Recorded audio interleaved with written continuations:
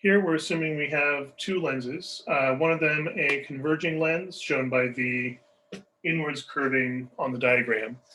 Nothing to do with the shape of the lens necessarily. This is just the way the notation we use to show that it's a converging lens on the diagram.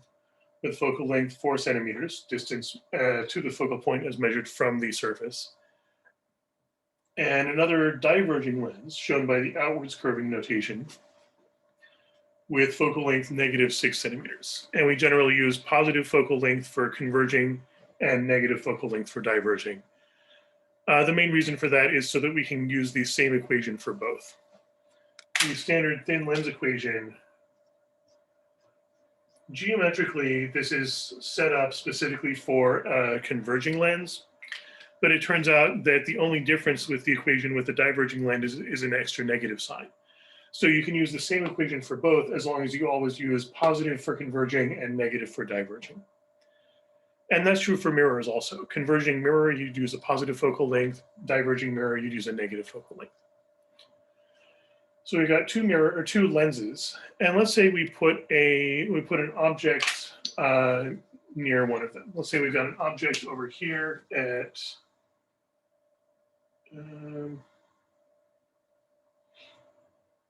let's say at a location of 6 centimeters.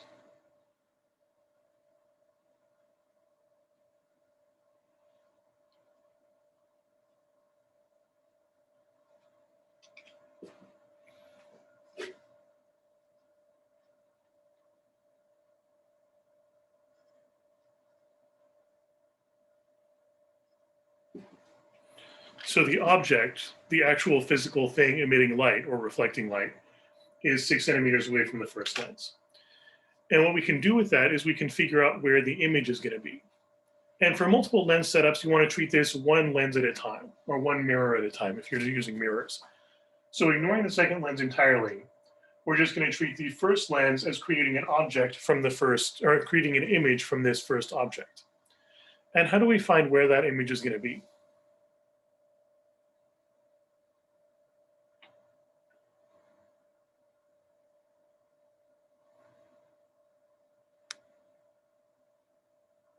What's one way we could figure out where the image is if we know where the object is? Using the thin lens equation? If we could use the thin lens equation itself in order to calculate exactly where to expect the image to be. And since we're going to probably have to solve for image multiple times because we've got several lenses, we're going to need at least two images. It would make sense to solve for image first, to isolate image in this equation in terms of variables before we plug in any numbers. So if you isolate I here, what do you get? Or how would you isolate I there?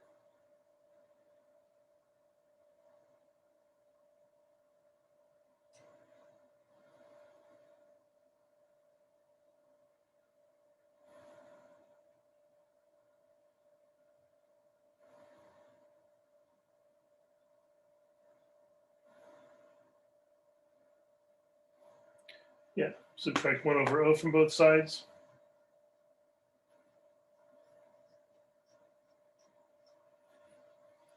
And then we're going to need a common denominator if we want to combine these in a useful way.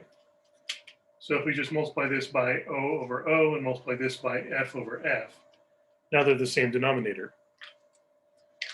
So 1 over I equals O over OF minus F over OF.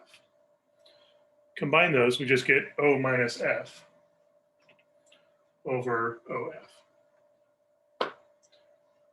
Then invert both sides, and we just get O times F divided by O minus F.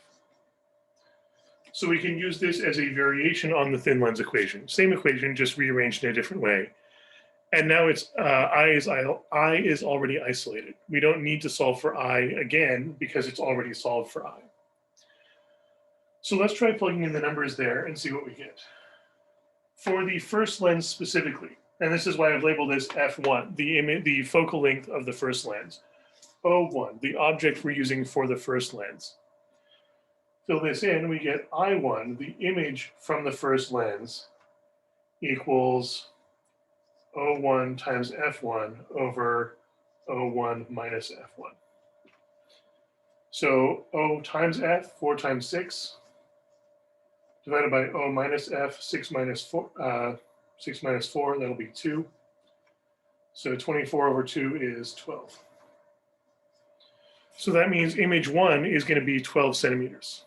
I1, the image caused by the first lens, is specifically positive 12 centimeters. So what does that positive mean? If the image is at positive 12 centimeters, what does that tell you?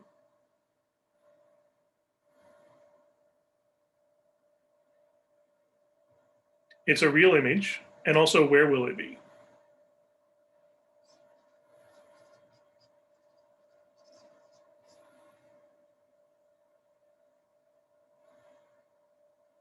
Yeah, in this case, on the right side. 12 centimeters towards the right. And this is ultimately, and yeah, on the other side of, I would say on the other side of the lens in this case. We've got the object on one side, the image is going to be on the other side. And the general rule of thumb I would use here is the positive direction for images is the direction light is traveling. We've got light traveling from the object this way. And of course, it's going to bend when it hits the mirror. But by and large, light is traveling in this direction. So we're going to treat that direction as the positive direction. Positive 12 centimeters means 12 centimeters in that direction from the lens. On the other hand, if this was a mirror, the light would be bouncing off. So the final direction light is traveling would be to the left, and we treat to the left as the positive direction. But in general, whichever direction light is traveling at the end, after it's gone through the lens or after it's bounced off the mirror, that is the direction you want to treat as positive. So positive 12 centimeters means 12 centimeters beyond the lens in this direction. So 12 will be a little past the halfway point. And that'll be the location of the image. Also, if it's a real image, will that be upside down or right side up?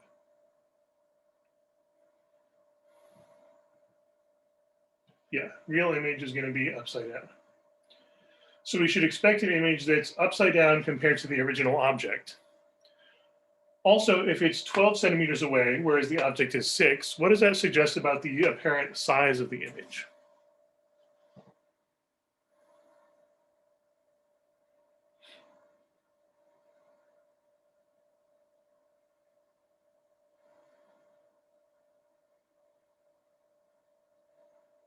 How do these distances compare? Yeah, the image is double the distance. It's twice as far away from the lens as the original object was. What does that suggest about its apparent size?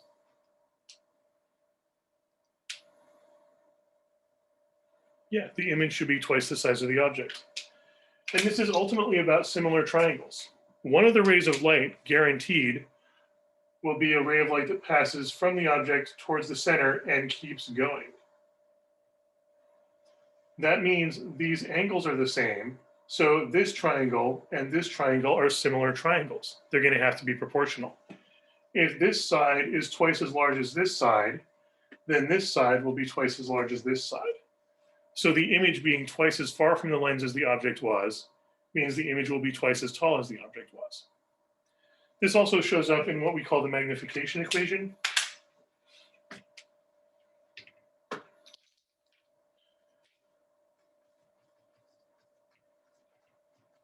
Magnification is defined as just the ratio of heights, the ratio of the image height versus the object height.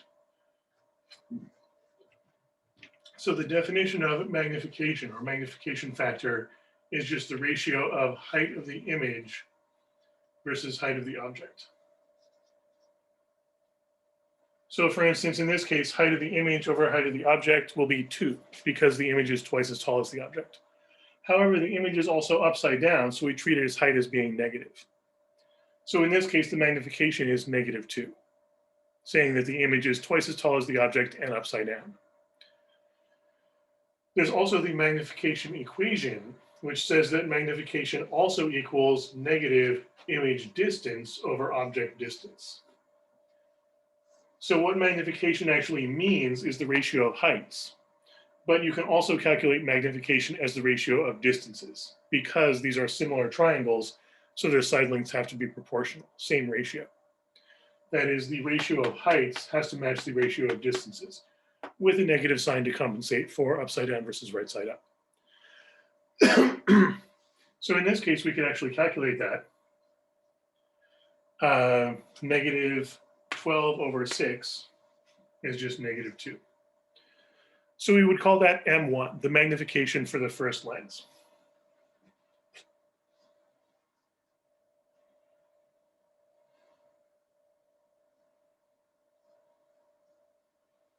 Two meaning that the image is twice as tall as the object. Negative meaning it is flipped over. Any questions on that so far?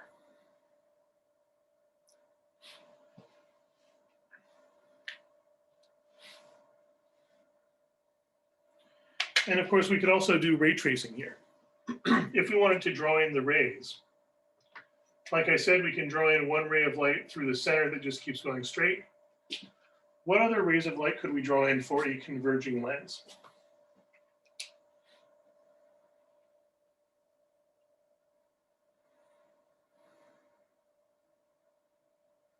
If we wanted to draw this on the diagram.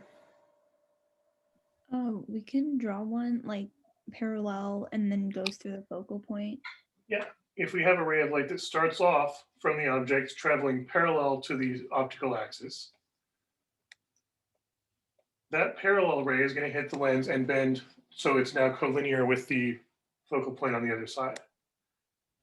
Because that's just the definition of the focal point. The focal point is the point that all of the parallel rays bend towards. And it looks like these do indeed meet at about the location we were considering. And also, what's one other ray we could draw in for a converging lens?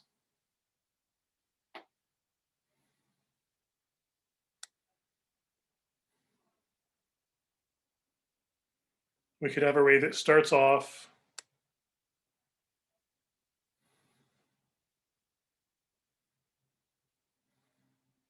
if we've got a ray that starts off through this near focal point, that's going to hit the lens and do what?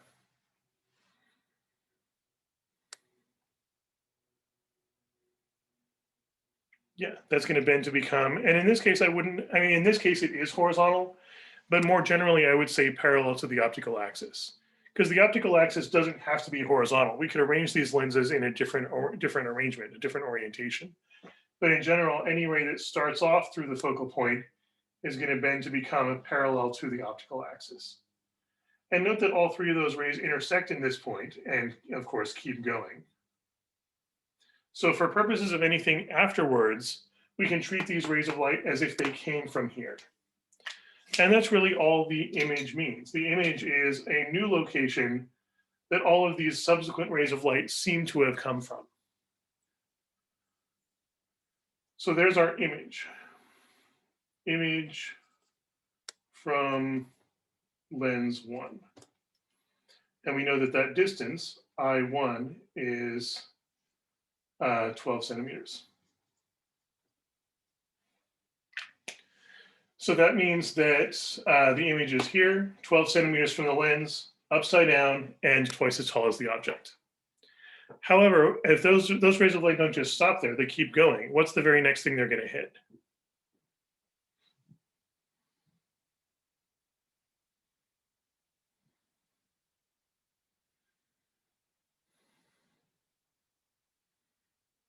What happens to those rays of light if they keep going beyond that point?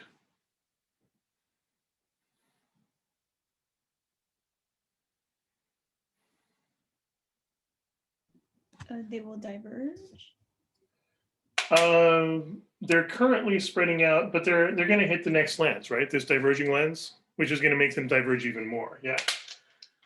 For instance, if you were standing, let's say if you're standing right here, then from your perspective, you'd see these rays of light and your brain would think, oh, they must have come from here. So you'd think you'd see an image right here. But if you're not standing there, let's say you're standing back here. For these rays of light to get to your eyes, they're going to have to pass through lens 2 first. So we're going to have to figure out what lens 2 does with the light as well, how the light bends as it goes through lens 2. And the trick here is, this point here is the image from lens 1. That is, it's the point that all these rays of light seem to be coming from after lens 1. But as far as lens 2 is concerned, this is the point where these rays of light are coming from. We can essentially ignore everything that happened prior to that and just treat this as the location the light was coming from. And generally, what do we call the location the light was originally coming from?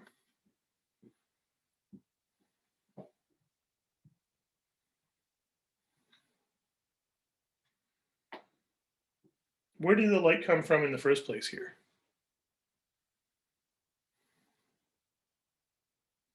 Yeah, from the object. The object just means the place where all the light is coming from in the first place. And of course, again, the object doesn't have to be generating light. This could be light bouncing off the object from the sun or something. But we can treat that object as the source of the light. So light from the object spreads out, hits the lens, and bends. After this point, though, we can say that this is now effectively the origin of the light. We can say these rays of light can be treated as if they came from this location. So the image from the first lens can be treated as the object for whatever comes next.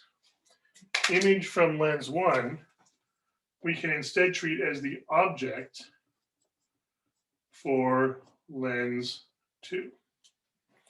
This is really the key to any multiple lens or multiple mirror setup. The first optical device, in this case the first lens, creates an image.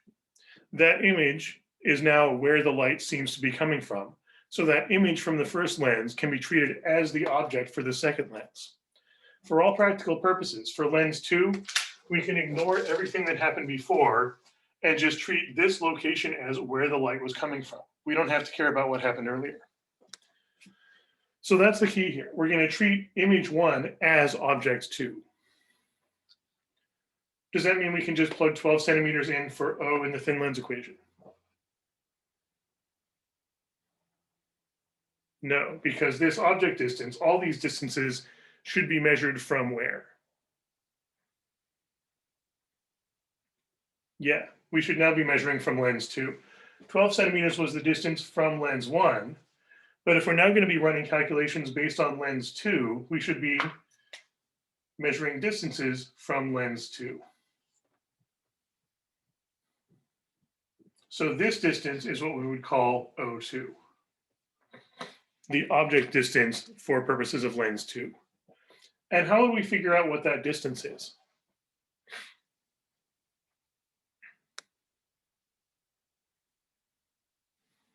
What information do we already have that we could combine to get this distance? Yeah, we should be able to just subtract 20 centimeters between the lenses, because that's given information, minus the 12 centimeters already used up gives us 8 centimeters left.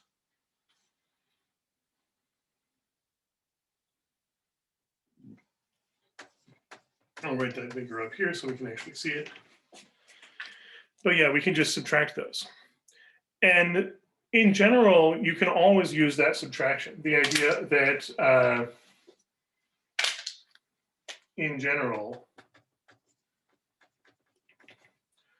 because we have image distance 1 plus object distance 2, those distances add up to the total distance between lenses.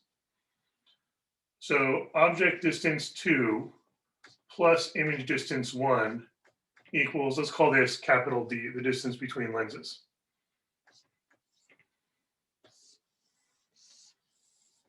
And the thing is, it turns out this is even true if some of the distances are negative. Like, let's say you get a virtual image. Let's say our image was at negative 12. Negative 12 means 12 centimeters this way, but you can still solve for O2, solve for O2 in the same way. O2 is distance between lenses minus I1. If I1 is negative 12, what's 20 minus negative 12?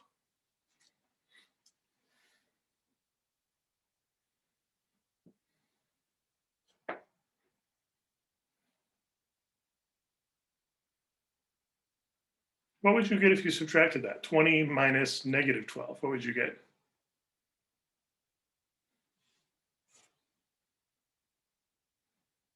Yeah, 32, representing the larger distance between the virtual image and the second lens. So this even works if you've got a virtual image. In fact, technically it even works if image one, let's say lens one created an image way further over here, let's say at 50 centimeters.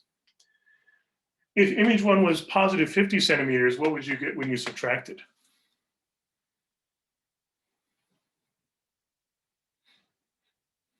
If you were to plug in 50 for I1. Yeah, you'd end up with negative 30, which is weird. Having a negative value for the object distance doesn't really seem to make sense. It basically means that the image is so far past here that it doesn't even form. Those rays of light hit lens 2 before they form an image. But the mathematics still works. The important thing is the equations still work just fine. This is basically the one and only situation I know of where you can get a negative value for O. Everything else, any actual physical object, you would treat O as positive. But in a multiple lens setup, it's possible that distance between lenses minus image one can result in object two being a negative value. And that's weird, that's difficult to draw out. It's usually called a virtual object, but the mathematics still works just fine. You plug in that negative value for the object into the thin lens equation for the next step, and you actually get a value for I. Again, this is the one and only situation I know of where O is even possible to be negative. And it's weird and it's difficult to draw out or visualize what's going on, but the math still works and you can still trust the equations. It does still form an image. Any questions on that so far?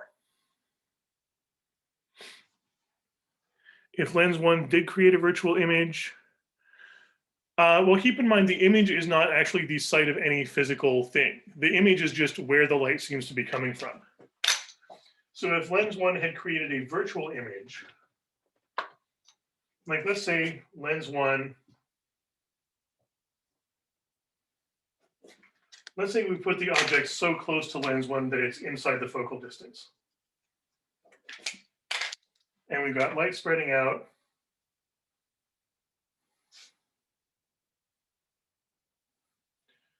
And the light ends up like this. So a virtual image might result from something like this, where you've got these rays of light, no image forms on this side, you would have to backtrace. So you could backtrace that, figure out where the virtual image was. The thing is, though, it doesn't really matter what happens before that. All that matters is, as far as lens 2 is concerned, lens 2 is receiving these rays of light. And of course, there's plenty more in between that we haven't really drawn in that follow similar patterns. But as far as lens 2 is concerned, these rays of light seem to have come from this point. So that means we can just ignore what was happening before the lens and just say these rays of light seem to have come from this point that we backtraced it to. So as far as lens 2 cares at all, these rays of light may as well have come from this point, even if the rays of light never actually passed through there. Even for a real image, all this lens cares about is it's getting these rays of light that all seem to have come from this point. The lens itself doesn't care one bit where those rays of light actually came from. The lens just cares that these rays of light are traveling in directions that make it seem like they're coming from this point, even though there's nothing physically going on there. Just rays of light coming from that point. So the direction of the rays of light is really what's important here. The geometry of where those rays of light could have come from, even if they never really passed through that point. Any other questions on that so far?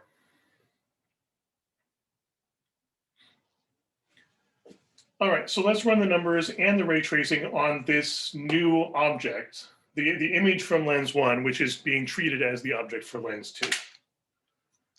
So we're treating this as the object for lens 2. I should draw that the same height. And we can now treat this image as the location light is coming from. So again, ignoring everything else that happened before, we can just treat this as the source of the light. And we can draw in principal rays to do a ray tracing. And for ray tracing, what are our usual principal rays for a diverging lens? First of all, we can always draw a ray through what?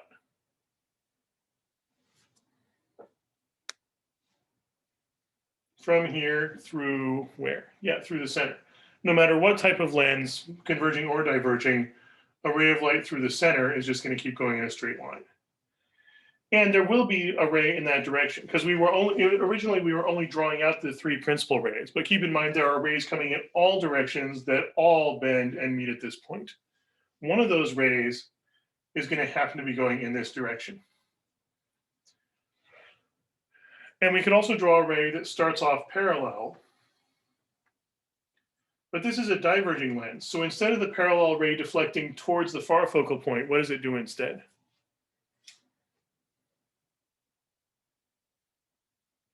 What's going to happen? Yeah, it's going to deflect away from the near focal point. And regardless of whether you're talking about towards or away from, it's still collinear. So you can think of this, I think, perhaps more consistently as for a diverging lens, for a converging lens, parallel becomes collinear with the far focal point. For a diverging lens, parallel becomes collinear with the near focal point. It's the exact same behavior. We're just swapping which focal point we're talking about. So parallel becomes collinear with the near focal point.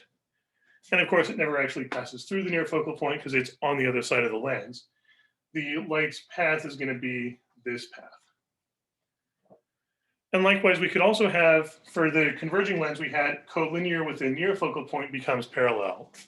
For diverging, it's reversed. Collinear with the far focal point. So if it's on a straight line with the far focal point, of course, it never gets there because it hits the lens and bends to become a parallel. So those are the three principal rays for a diverging lens. A ray through the center that just keeps going straight as usual. A ray that starts parallel and becomes collinear with the near focal point. And a ray that starts off collinear with the far focal point, but never gets there because it bends to become parallel. So very similar in some ways to the converging lens principal rays. We're just swapping which focal point does what. Any questions on those principal rays so far?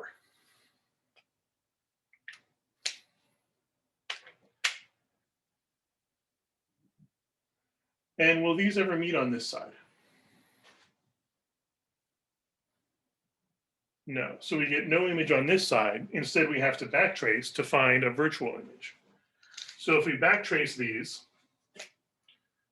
backtrace, backtrace, backtrace, again, ignoring everything that came before and just saying light's traveling in this direction. Imagine it had been traveling in that direction the whole time. Light's traveling parallel, imagine it would be just backtrace parallel. Light's traveling on this diagonal, imagine backtracking, and we find that they all seem to have come from this point. Because again, image is about where these rays of light seem to have come from, whether they actually pass through that point or not. So that looks like our final image.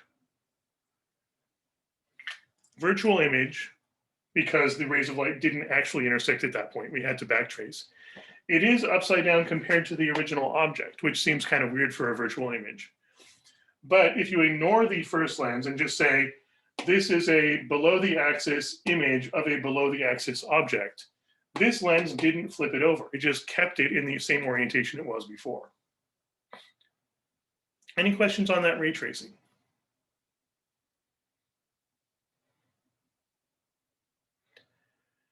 And for accuracy and to compare the results, let's also try running the numbers here on the thin lens equation. So going back to I equals O times F over O minus F, using the format where it's already pre-solved for I, so we don't need to do the algebra all over again. And I'll label these image 2, object 2, and focal length 2. Object 2 was 8 centimeters, found by subtracting distance between lenses minus image 1. Focal length 2 was 6 centimeters. Although since it's a diverging lens, we'll call that -6. And then O2 minus F2 is 8 minus -6. So we've got -8 times 6 divided by +14. Then we can reduce some of the numbers there. These are both divisible by 2. 8 times 3 over 7 is going to be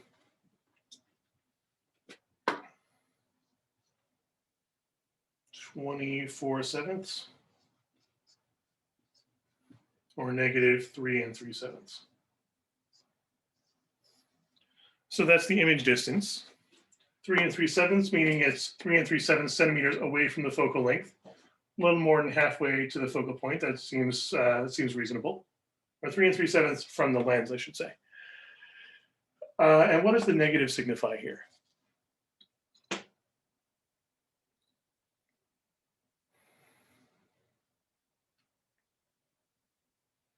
What do we know? Yeah, first of all, the negative sign tells us this is a virtual image. And also it tells us about which side of the lens it's on. Light is traveling in the end in this direction. So the negative direction would be opposite to that, behind the lens. In this case, I wouldn't say it's about being upside down. Upside downness is more about a negative in the magnification factor. And we could actually calculate the magnification factor. Now that we know image 2 is at negative 3 3/7 centimeters, or let's just keep that as a mixed number, negative or improper fraction, negative 24/7 or negative 3 3/7. Now that we know O2 and I2, we can calculate the magnification factor, and that will tell us the size and orientation of the final image. So let's try that. Magnification, I'll call this M2, is negative I over O. That's negative 24/7 divided by 8. And I'm leaving off the units here, but these are both in centimeters, so centimeters will cancel out anyway, and m is a unitless quantity. If you reduce that, though, what do you get?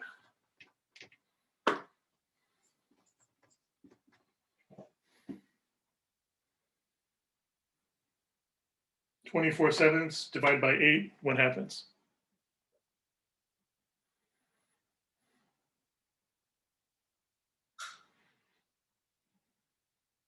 What's 24 over 8?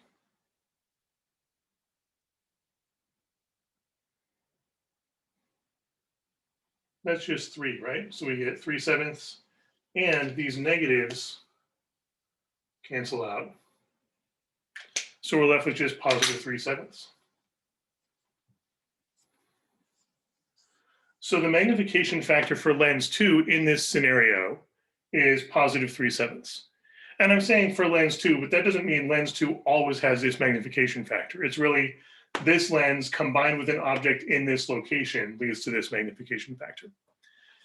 And if the magnification factor is positive, what does that tell you?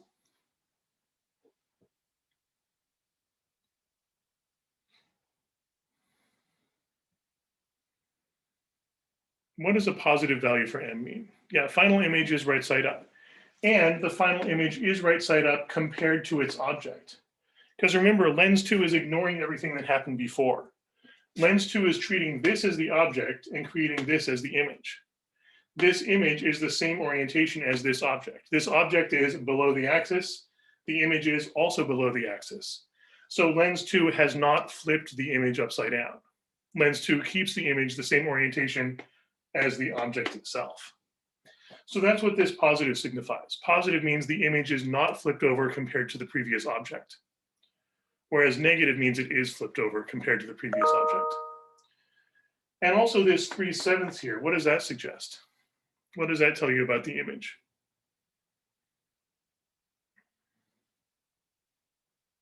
Yeah, it's going to be smaller. Specifically, it'll be 3/7 as big as this is.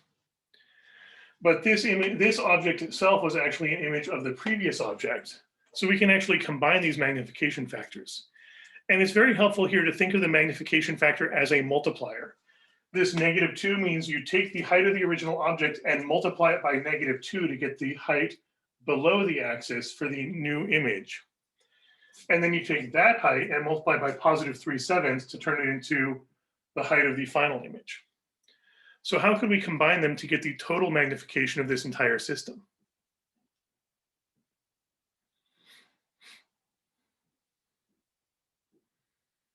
Yeah, we can just multiply those. multiplication or magnification factors are multipliers. So you can just multiply them together to combine them into one big multiplication factor. Because we're taking the original height, multiplying by -2 to get this height, and then multiplying that by +3/7 to get this height. So we're multiplying by -2 and multiplying by 3/7. So we can say m total, the total magnification is just m1 times m2. Order doesn't even matter because multiplication is commutative.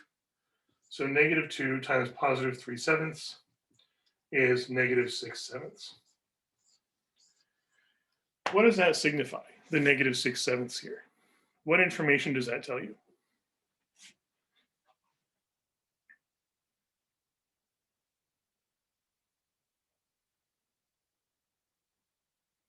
Or what heights are we actually comparing here? If we're talking about the total magnification.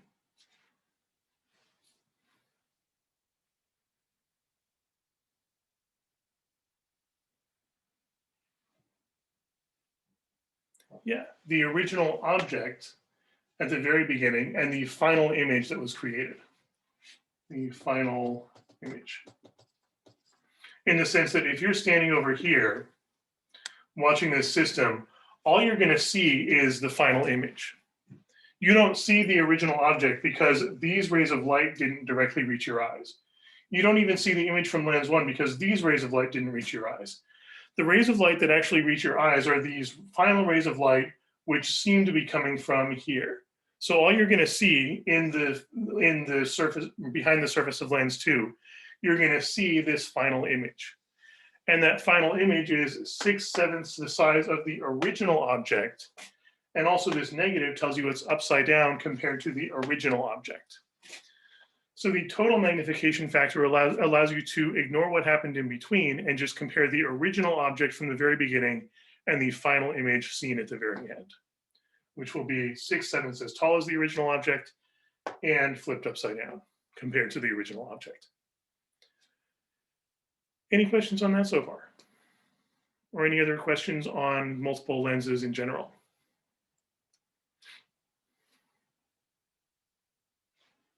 Sorry, for the final magnification, Mhm.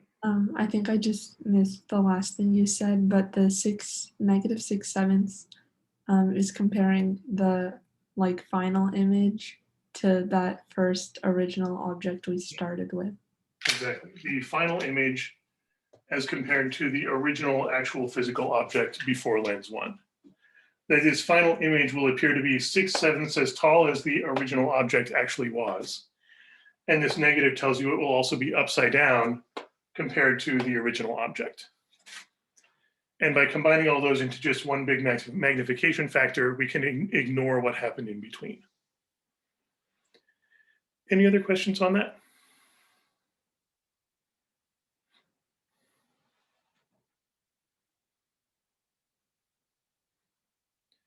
And do you know of any real world examples of uses of double lenses or multiple lenses? Where do you actually see an apparatus with several or with 2 or several lenses in actual use?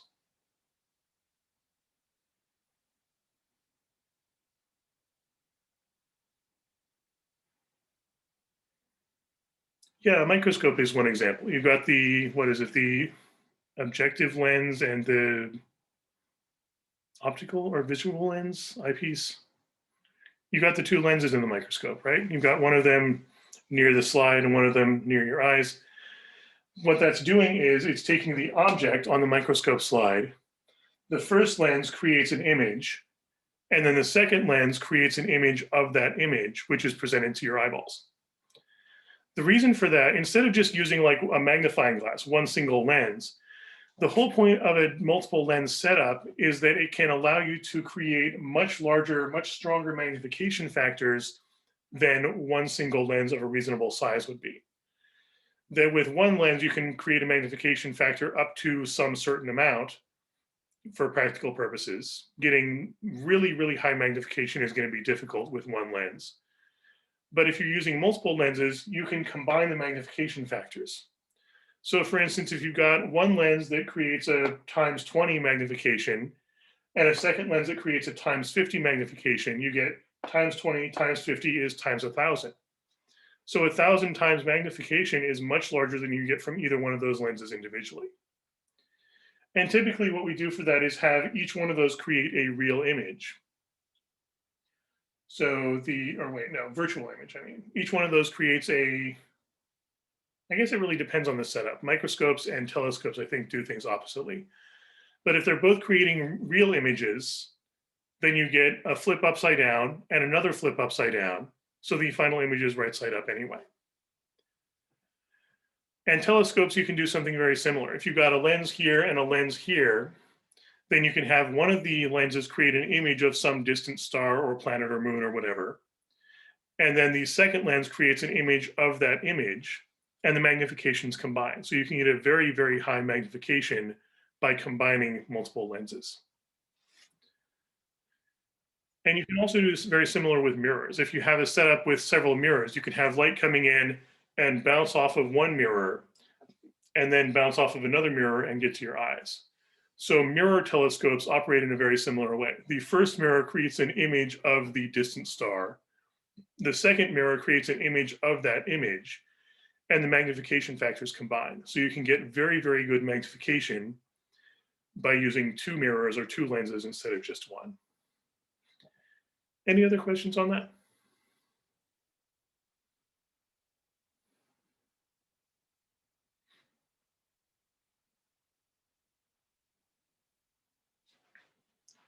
All right, I'm gonna go get ready for a meeting, but have a good weekend. Good luck on the quiz. And I'll also be in office hours today, 5:10 to 6 if you have any other questions. See you next time. Thank you so much, Casey. You're welcome.